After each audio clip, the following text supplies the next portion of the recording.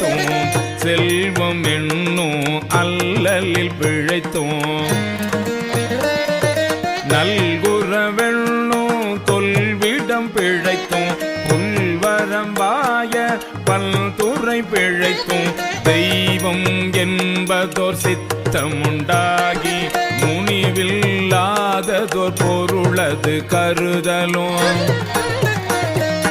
6 கோடி மாயா சக்திகள் வேறு வேறு தம் மாயைகள் தொடங்கின ஆத்தம் ஆனார் அயலவர் கூடி